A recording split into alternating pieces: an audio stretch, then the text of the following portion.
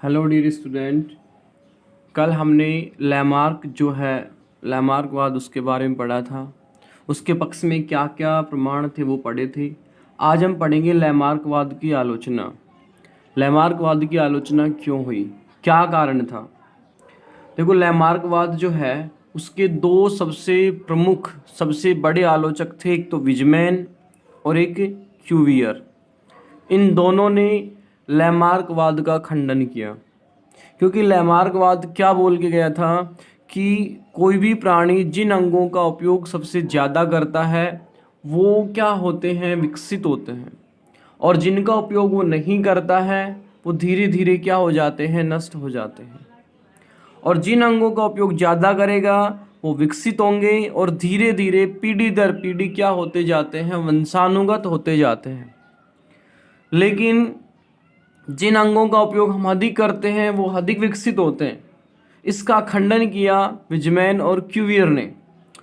उन्होंने बताया कि नंबर एक पर कि जो व्यक्ति पढ़ाई लिखाई करता है तो उसकी आंखें बहुत ज़्यादा विकसित हो जानी चाहिए। कोई भी व्यक्ति जो पढ़ाई लिखाई करता है उसकी आंखें क्या हो जानी चाहिए, बहुत ज़्यादा विकसित। लेकिन उनकी आंखें धीरे धीरे क्या हो जाती हैं, कमज़ोर हो जाती हैं। उनकी आंखें धीरे धीरे क्या हो जाती हैं, कमज़ोर हो जाती हैं। तो ये उसकी क्या थी, एक सबसे बड़ी कमी थी। उसके बाद में नंबर दो, विजमैन जो था, विजमैन उसने 20 से 25 पीढ़ियों तक 20 से 25 पीढ़ियों तक चूहे की पूंछ जो होती है उसको लगातार काटा। चूहे की पूंछ जो होती है उसको लगातार काटा 20 से 25 पीढ़ियों तक, लेकिन उनसे कभी भी बिना पूंछ वाला चूहा उत्पन्न नहीं हुआ।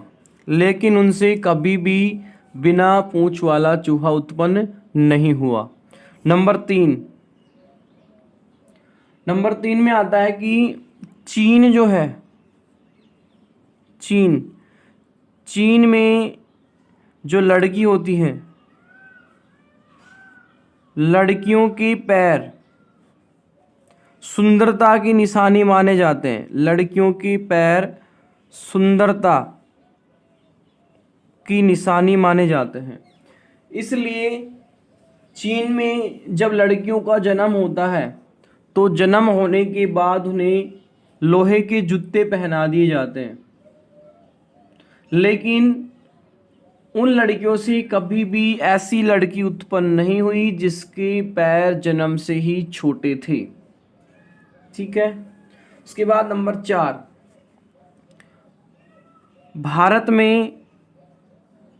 भारत में जो लड़कियां होती हैं उसके कान और नाक में छिद्र कर देते हैं। कान और नाक में छिद्र किया जाता है, लेकिन इनसे कभी भी ऐसी लड़की उत्पन्न नहीं हुई जिसके कान और नाक में पहले से ही छिद्र थे। यानी कि ये लक्षण पीढ़ी दर पीढ़ी क्या नहीं हो रहे हैं, वंशानुगत नहीं हो रहे हैं। नंबर 5, कोई पहलवान जो होता है, पहलवान वो क्या करता है, जिंदगी भर शारीरिक परिश्रम करता है। शारीरिक परिश्रम करता है और शारीरिक परिश्रम करके अपनी जो पेशी होती हैं, मसल्स जो होती हैं, उसको मजबूत कर लेता है। लेकिन उनसे कभी भी ऐसे मतलब कि पुत्र जो है उसका मतलब कि पुत्र जो है वो उत्पन्न नहीं हुआ जिससे उसकी मांसपेशियां पहले से ही क्या होती हैं, मजबूत होती हैं। ठीक है। नेक्स्ट नंबर 6, एक व्यक्ति क्या करता है, जीवन भर दाढ़ी मूछ बनाता है। दाढ़ी मूछ जो है वो क्या करता है, बनाता है। लेकिन ऐसे व्यक्तियों से कभी भी बिना दाढ़ी मूछ वाले जो पुत्र होते हैं उनका निर्माण मतलब कि जन्म नहीं हुआ। उनसे कभी भी ऐसा नहीं हुआ कि उनसे उत्पन्न होने वाली जो संतान है, जो लड़का है, उससे के दाढ़ी मूछ ना ही हो। यानी कि ये सभी लक्षण जो हैं लैमार्क के अनुसार क्या होनी चाहिए, पीढ़ी दर पीढ़ी वंशानुगत होनी चाहिए, क्योंकि इनका क्या करता है व्यक्ति, ज़्यादा उपयोग करता है। लेकिन ये सभी क्या नहीं होते हैं, पीढ़ी दर पीढ़ी वंशानुगत नहीं होते हैं। तो इस तरीके से विजमैन और क्यूवियर जो साइंटिस्ट थे उन्होंने इसका क्या किया, खंडन किया। उसके बाद एक और है नंबर 7 पे, ये सबसे इम्पोर्टेंट है। नंबर 7 वाला जो है ये सबसे इम्पोर्टेंट है और उसमें आता है जनन द्रव्य सिद्धांत। जनन द्रव्य सिद्धांत, ये वाला जो सिद्धांत है जनन द्रव्य सिद्धांत, ये सिद्धांत दिया था विजमैन ने। और ये सिद्धांत जो ये वाला जो सिद्धांत है जनन द्रव्य सिद्धांत, ये सिद्धांत ने लैमार्क की सबसे बड़ी आलोचना की। लैमार्क का जो सिद्धांत जो था उसका सबसे बड़ा आलोचक पॉइंट यही था, जनन द्रव्य का सिद्धांत। ये सिद्धांत विजमैन ने दिया और उसने बताया कि केवल और केवल उन्हीं लक्षणों की वंशागति होती है जो जनन द्रव्य में उपस्थित होते हैं। यानी कि जनन द्रव्य जो है उसकी वंशागति होती है। जनन द्रव्य की क्या होती है, वंशागति होती है। जनन द्रव्य का मतलब कि शुक्राणु, जनन द्रव्य के अंदर क्या होता है, शुक्राणु और अंडाणु। शुक्राणु और जो अंडाणु होते हैं उनकी लगातार एक पीढ़ी से दूसरी पीढ़ी में क्या होती है, वंशागति होती है। इसके अलावा जो बच गए जो कायिक लक्षण जो है उसकी, कायिक जो द्रव्य कायिक लक्षण जो है उसकी वंशागति नहीं होती है, उसकी वंशागति नहीं होती है। तो ये वाला जो सिद्धांत है ये सबसे बड़ा आलोचक पॉइंट है लैमार्क का, ठीक है। और ये सिद्धांत दिया था विजमैन ने। इसके अनुसार केवल उन्हीं लक्षणों की वंशागति होती है जो लक्षण जनन द्रव्य में उपस्थित होते हैं, शेष लक्षणों की वंशागति नहीं होती है। उसके बाद आता है नव लैमार्कवाद। नव लैमार्कवाद,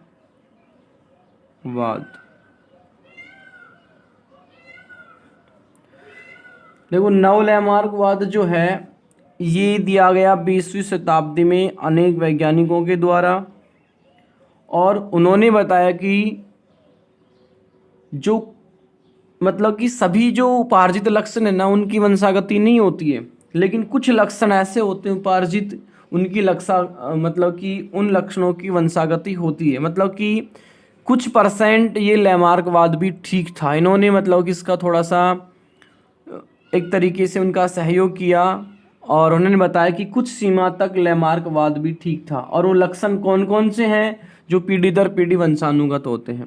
उसमें नंबर 1 पर एक साइंटिस्ट था समवियर।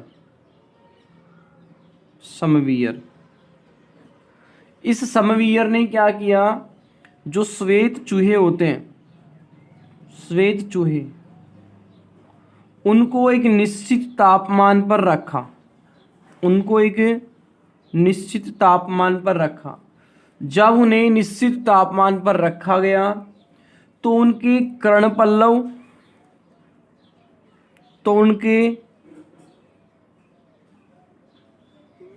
कर्णपल्लव, और जो पूंछ होती है वो आकार में क्या होते हैं, बढ़ जाते हैं। जब श्वेत चूहों को एक निश्चित तापमान पर रखा जाता है तो उनके कर्णपल्लव और पूंछ जो होती है वो बढ़ जाती है। और ये वाले जो लक्षण होते हैं वो पीढ़ी दर पीढ़ी क्या होते जाते हैं, वंशानुगत होते जाते हैं। उसके बाद नंबर 2, एक साइंटिस्ट था टावर। इसने क्या बताया कि टावर ने बताया कि जो आलू भ्रंग जो होते हैं, आलू के भ्रंग, आलू को नष्ट करने वाले आलू भ्रंग, इन आलू वाले भ्रंग जो हैं उनको यदि एक विशेष तापक्रम पर रखा जाता है तो उसके शरीर में विशेष परिवर्तन आते हैं। उनके शरीर में कुछ विशेष क्या आते हैं, परिवर्तन। और ये विशेष परिवर्तन पीढ़ी दर पीढ़ी क्या होते जाते हैं, वंशानुगत होते जाते हैं। उसके बाद नंबर 3 पर आता है मैकडूगल।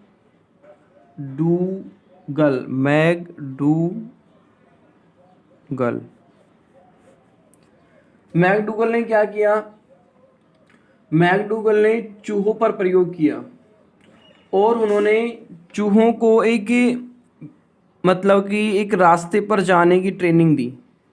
एक रास्ते पर जाने की क्या दी, ट्रेनिंग दी। एक रास्ते पर जाने की क्या की, ट्रेनिंग दी। जैसे कि यहाँ से चलना है और इनको मान के चलो कि यहाँ पर आना है, तो उन्होंने एक मतलब कि रास्ते पर चलने की क्या दी, ट्रेनिंग दी। और उन्होंने बताया कि उन्होंने मतलब कि एक्सपेरिमेंट लगभग 40 से 50 वीडियो तक कंटिन्यू एक्सपेरिमेंट जो है वो किया। और उन्होंने देखा कि शुरुआत में चूहे यहाँ से चलते हैं लेकिन उन्हें पहुँचना यहाँ पर है। स्टार्टिंग में क्या करते हैं, गलती करते हैं, कभी इधर जाते हैं तो कभी इधर जाते हैं, कभी इधर जाते हैं तो कभी इधर जाते हैं। लेकिन एक समय पश्चात धीरे धीरे वो क्या करते हैं, गलतियों को सुधार लेते हैं और सुधारने के पश्चात वो सीधे क्या होते हैं, सीधे अपना जो टारगेट पॉइंट होता है वहाँ पर चले जाते हैं। तो ये वाला लक्षण जो है उसमें पीढ़ी दर पीढ़ी क्या हो गया, वंशानुगत हो गया। तो इस तरीके से लैमार्कवाद के पक्ष में प्रमाण हमने कल पढ़े। लैमार्कवाद की आलोचना आज पढ़ी है। फिर नवलैमार्कवाद। उसके बाद नंबर 2 पर आता है चार्ल्स डार्विन।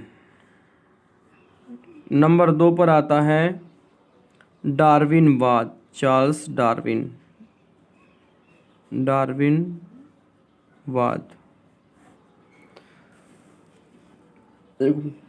जैव विकास के बारे में पहला जो मतलब कि सिद्धांत जो दिया था वो दिया था लैमार्क ने, ठीक है। उसके बाद में उसने बताया था उपार्जित लक्षणों की वंशागति, मतलब जिस लक्षण का उपयोग अधिक करते हैं वो पीढ़ी दर पीढ़ी क्या होते जाते हैं, वंशानुगत।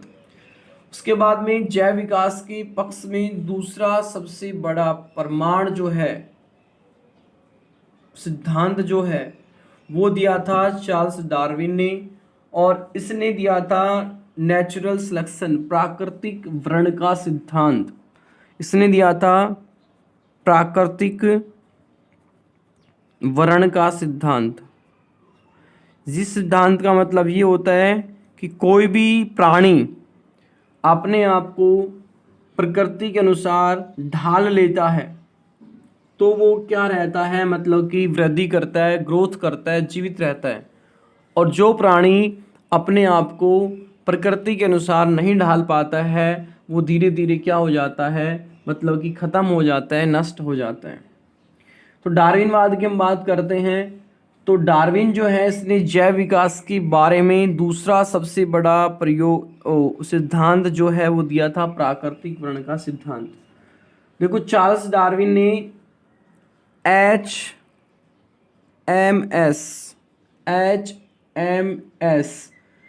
जो ये है बीगल नामक एक जहाज़ था। HMS बीगल नामक के क्या था, जहाज़। इस जहाज़ से इसने महाद्वीपों की क्या की, मतलब कि यात्राएं की थी। इस जहाज़ से इसने महाद्वीप जो है उनकी यात्राएं की थी। और जब वो यात्राएं कर रहा था तो डार्विन एक द्वीप जो है गैलोपैगोस,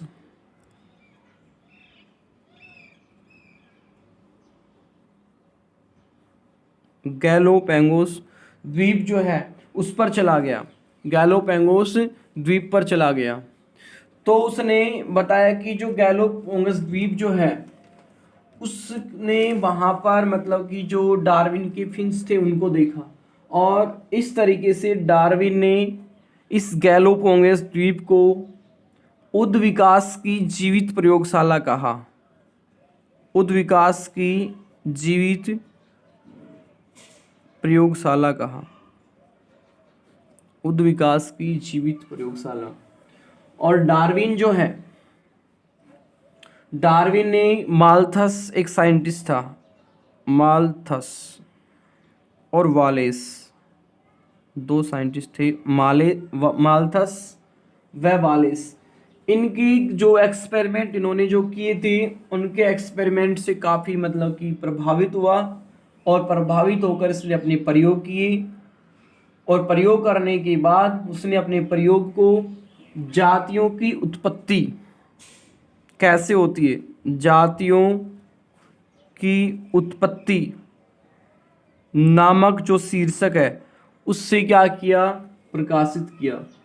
जातियों की उत्पत्ति नामक जो शीर्षक है उससे क्या किया, प्रकाशित किया।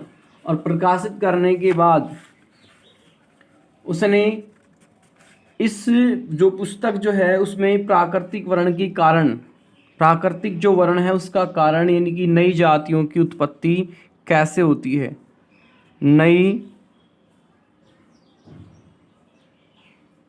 जातियों की उत्पत्ति कैसे होती है, इसके बारे में बताया। नई जातियों की उत्पत्ति कैसे होती है, और इसकी कुछ पॉइंट हैं, मतलब कि नई जातियों की उत्पत्ति कैसे होती है। इसके पॉइंट 5-6 पॉइंट उसने बताए थे, जिसमें से नंबर 1 पॉइंट जो है वो आता है कि नंबर 1 पर आता है प्रचुर संतान, प्रचुर संतान उत्पत्ति, प्रचुर संतान उत्पत्ति की क्षमता।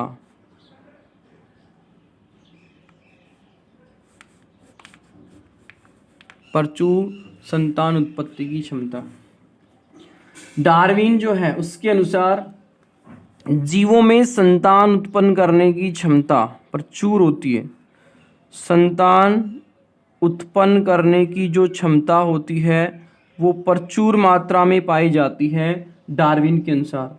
अतः जीव जो होते हैं वो क्या करते हैं, प्रचुर मात्रा में संतान की उत्पत्ति करते हैं, और अपनी जो जाति होती है उसके अस्तित्व को बनाए रखते हैं, अपनी जाति के अस्तित्व को बनाए रखते हैं। ये बताया था चार्ल्स डार्विन ने। एग्जाम्पल के रूप में नंबर 1, इसका भी एग्जाम्पल प्रचुर संतान उत्पत्ति की क्षमता में, उसमें नंबर 1 पर एग्जाम्पल में बताया था घरेलू मक्खी जो है, घरेलू मक्खी। घरेलू मक्खी का एक जोड़ा, यदि घरेलू मक्खी का एक जोड़ा अप्रैल से लेकर अगस्त माह तक, यदि घरेलू मक्खी का एक जोड़ा अप्रैल से लेकर अगस्त माह तक कंटिन्यू लगातार यदि प्रजनन करता है, और प्रजनन करने के पश्चात जो संतान उत्पन्न होती हैं, और वो सभी संतानें यदि जीवित रहती हैं, यदि वो सभी संतानें जीवित रहती हैं, तो उनकी संख्या हो जाएगी 19 अरब 10 करोड़ 10 लाख। 19 अरब 10 करोड़ 10 लाख क्या हो जाएंगी, संतानें हो जाएंगी, यदि घरेलू मक्खी का एक जोड़ा अप्रैल से अगस्त माह तक लगातार प्रजनन करे और सभी संतानें यदि जीवित रहें, तो इनमें लगभग 19 अरब 10 करोड़ 10 लाख संतानें क्या हो जाएंगी, उत्पन्न हो जाएंगी। उसके बाद नंबर 2, हाथी जो है, हाथी का एक जोड़ा 30 से 80 वर्ष में 6 संतानें उत्पन्न करता है। 6 संतान जो है वो क्या करता है, उत्पन्न करता है, 6 संतान। और यदि इनकी सभी संतानें जीवित रहें तो 760 साल में इनकी संख्या लगभग 2 करोड़ जो है वो हो जाएगी। सभी हाथियों की संख्या 760 साल में 2 करोड़ हो जाएगी। तो ये पहला पॉइंट था नई जातियों की उत्पत्ति में, नंबर 1 की प्रचुर संतान उत्पत्ति की क्षमता। उसके बाद नंबर 2 पर आता है जीवन संघर्ष।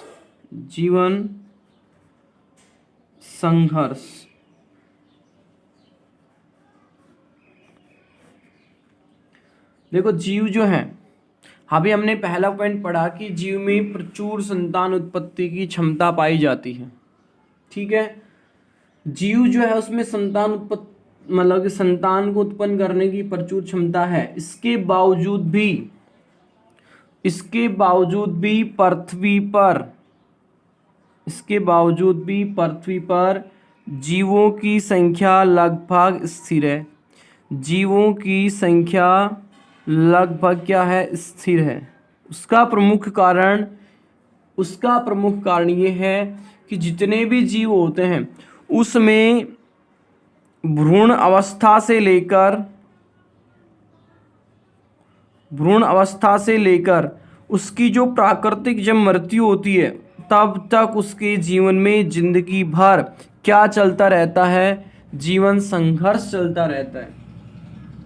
देखो पृथ्वी पर जितने भी जीव हैं उसमें संतान उत्पन्न करने की क्षमता प्रचुर होती है, ये हमने पहला पॉइंट पढ़ा।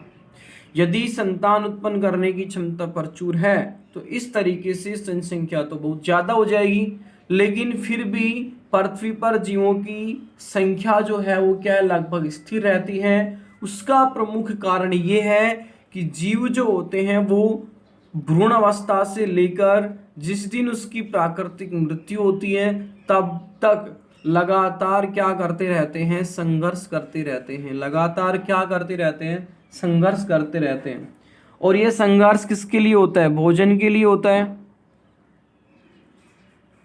आवास के लिए होता है, प्रजनन योग साथी के लिए होता है, प्रजनन योग्य जो साथी होते हैं उनके लिए होता है, उनकी तलाश में होता है। और ये जो संघर्ष जो है, जीवन में होने वाला संघर्ष, ये 3 प्रकार का होता है according to Charles Darwin. Number 1 पर आता है इंट्रा स्पेसिफिक, यानी कि इंट्रा स्पेसिफिक का मतलब होता है आंतरजातीय संघर्ष।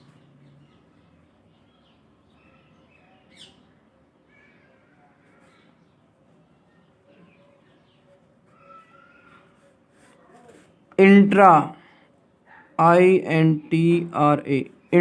स्पेसिफिक संघर्ष मतलब कि जो है ना, इसमें होता क्या है कि एक ही जाति जो है, कोई भी एक ही जाति के 2 प्राणियों के बीच होने वाला संघर्ष, एक ही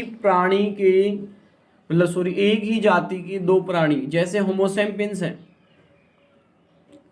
जैसे इसमें क्या होता है कि एक ही जाति, जैसे कि होमोसेपियंस है, उसके जो 2 प्राणी हैं उसके बीच होने वाला संघर्ष वो कहलाता है आंतरजातीय संघर्ष।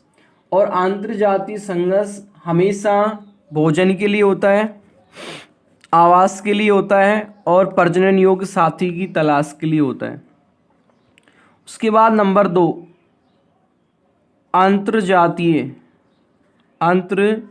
जातीय संघर्ष, यानी कि इंटर इसमें क्या होता है कि जब दो अलग अलग जातियों के बीच यदि संघर्ष होता है, दो अलग अलग जातियों के बीच यदि संघर्ष होता है तो उसे बोला जाता है अंतरजातीय संघर्ष। जैसे कि घास को कौन खाता है? टिड्डा, टिड्डे को मेंढक, मेंढक को सर्प, सर्प को बाज, बाज को शेर। यानी कि कंटिन्यू लगातार इन्वायरमेंट में एक जीव को दूसरा, दूसरे को तीसरा खाता रहता है, उनके बीच में क्या होता है? एक संघर्ष होता है, उसको बोला जाता है अंतरजातीय संघर्ष, जिसमें दो अलग अलग जातियों के बीच क्या होता है? संघर्ष होता है। नंबर तीन पर आता है वातावरणीय संघर्ष। वातावरणीय संघर्ष, इसमें क्या होता है? देखो, जीव जो है वो परिवर्तनशील वातावरण में रहता है, परिवर्तनशील वातावरण में रहता है, और परिवर्तनशील वातावरण में रहने के लिए जीव जो है उसको क्या करना पड़ता है? बहुत ज़्यादा संघर्ष करना पड़ता रहता है। क्यों? क्योंकि वातावरण में लगातार अत्यधिक सर्दी होती है, अत्यधिक गर्मी होती है, भूकंप आते हैं, ओलावृष्टि होती है, सूखा पड़ता है, अकाल होता है, अनावृष्टि होती है, ज्वालामुखी आते हैं। उनके प्रति लगातार वातावरण में जितनी भी प्राकृतिक आपदाएं आती हैं उनके प्रति उनको क्या करना पड़ता है? लगातार संघर्ष करना पड़ता है। तो इस प्रकार से 3 प्रकार से जीवन संघर्ष होता है जीवों में। ये नंबर 2 पॉइंट था।